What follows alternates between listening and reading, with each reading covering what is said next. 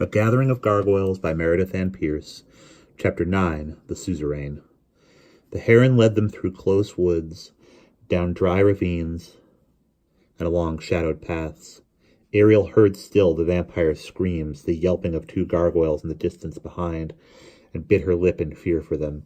The Icarus seemed able to bat them aside at a blow. All at once, after they had been running for what seemed a very long time, a great angry shriek rose behind them. The vampire burst into the air above the hills, circling. His white garments blazed amid the nothing darkness of his wings. Ariel listened hard, straining her ears, but she heard no sound of the gargoyles now. Above the trees the Icarus scanned, eyes sweeping the hills. Ariel and the girl shrank deeper into the crack along which they fled. Presently, with a chirrup of rage, the witch's son swooped away toward town and the magus' house. They followed the heron until the veiled girl was staggering. Ariel came to a halt in a thick brake of trees. "Heron," she cried, "we must rest." The white bird curved around in a low arc, alighted. "Mortal creatures," she murmured, "I had forgot." Ariel leaned wearily against a tree. The painted girl crumpled at her feet, trembling, her breaths shallow and pained. Ariel sipped from her water flask, then offered it to the girl, but she turned her head away. The blood on her wrist was dark and dry. Ariel used a bit of water from the flask to wash them. The girl clenched her teeth, made strangled little cries. "I am sorry this hurts," said Ariel, "but I have a balm that will help." The painted girl dried her wrists upon her veil, shaking her head. "My feet," she managed after a moment. She shifted gingerly. Ariel did not at first know what she meant. She took one of the girl's dark-painted feet upon her lap and brushed the dust from it. She saw gashes and blood upon the sole. "How did this happen?" she cried. "I felt nothing sharp underfoot." The girl shook her head. "Before you came, the magus cut my feet so that even if I escaped his chain, I could not run." Ariel stared. As gently as she might, she washed the feet of the painted girl, using the hem of her desert shift for a cloth. The veiled girl's breath grew ragged suddenly. Ariel was not sure whether with laughter or sobs. "I love your dark beauty," she spat. "I love your dark love." She was weeping, the swirls across her cheeks growing muddy with tears. Ariel did not understand what she had said. The other unfastened the veil from her face, and Ariel realized then with a start it was not paint that made the girl's skin dark. The dots and whirls upon her cheeks were not pale, unpainted places, but white paint dabbed upon dark skin. "It was what he used to say to me," the girl went on. "My dark beauty, my dark love, I'll give my own child to the bird before you." She turned her head away again. Ariel said nothing for a little ear laugh. Ariel said nothing for a little. Irrelath. She could not get the thought of him out of her mind. Suddenly, and did not know why, she gazed at the painted girl's skin, black as the boy she had seen upon the sea. "I did not realize you were so dark," she murmured at last. "I thought that paint—" The girl put one hand to her cheek. "This?" The stuff came away on her fingertips. "Bride paint. They thought he must want something other than a meal this time." She scrubbed at it, suddenly fierce, and at the backs of her white-daubed hands, it smeared. Ariel caught her breath in then. The thought welled up all at once without her bidding. "I too have been a dark angel's bride. False lover, false love." Ariel washed the painted girl's cheeks, her hands. She took ambergris from her pack and crumbled it, rubbed the waxy green granules into the soles of her feet, her wrists. Very carefully she bound them up, using the dark girl's veil. Ariel touched her feet again. "Do they pain you still?" The other shook her head. Her hair was parted in little squares, braided close to the skull. "Then why do you weep?" The dark girl sat limply against the tree, her breathing quieted. She spoke dully. "When I was in the magus' house, the rose-skinned one used to say, 'When I am free, I will go to Ronnie,' and the blue-skinned ones to burn. 'When I am free, where my kith are, where I was born.' But where are my kith? Where was I born?" She shrugged, shivering, chafing her arms. "My mistress bought me from a Burnian trader who would not say where he had got me. I have never heard of any land where the people are like me." She stared at Ariel. The Magus used to let me leave the house and walk abroad when I would. He knew I could not run away. You will never leave, my black chick, he said. You have nowhere to go. Ariel knelt, putting her hand on the dark girl's hand, and strangely, for the first time since the heron had brought her her staff, she was not afraid of Orm. Come with me a while, she said. I was once a slave, bought as a babe. I have no kith and no home. I go where I like. But I do know where you are from. I passed it, crossing the sea of dust. A boy stood, fishing on a reef, his skin like shadow. I am going to Terrain, but after I must cross the mare again. I'll take you if you'll come. The dark girl looked at her. What is your name? Aaron, the other said. Her tears had stopped. I am Ariel. She offered the girl their last water, and this time Aaron drank. Why did you call me spirit in the grove? The other handed back the flask. I did not see you come. You seemed to appear out of the air. Your skin was so white the sun shone clean through you. I took you for the orchard sprite. Ariel laughed. The girl stood leaning against the tree. Ariel made to help her, but the other shook her off. I can walk. The cuts are not deep. He is too much a coward to cut me deep, but he rubbed salt in the cuts to make them burn. When you put up what you put on them, ambergris, it has taken the burning away. They continued on through Zamble, following no road, only the heron's flight. The hills had grown more wooded here.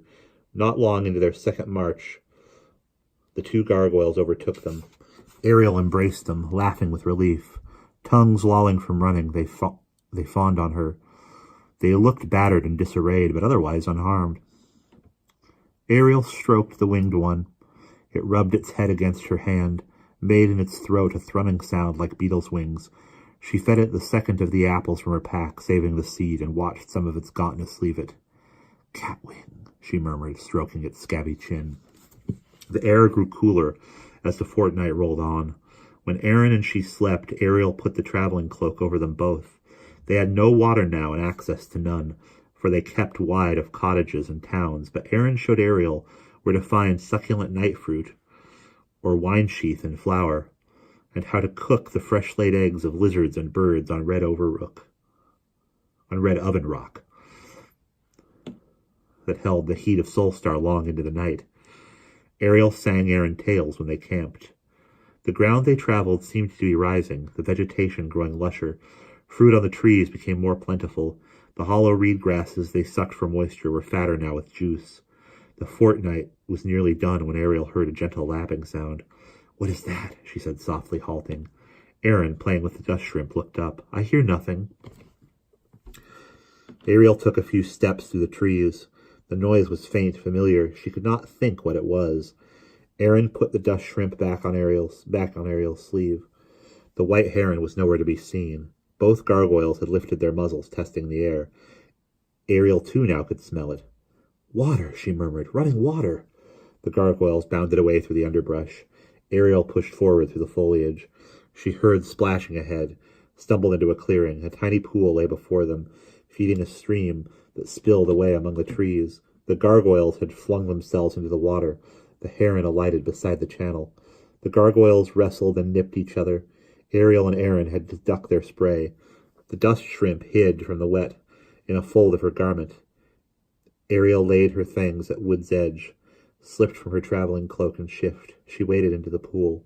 The water was warm, steaming in the cool night air. The gargoyles subsided. The heron speared a fish.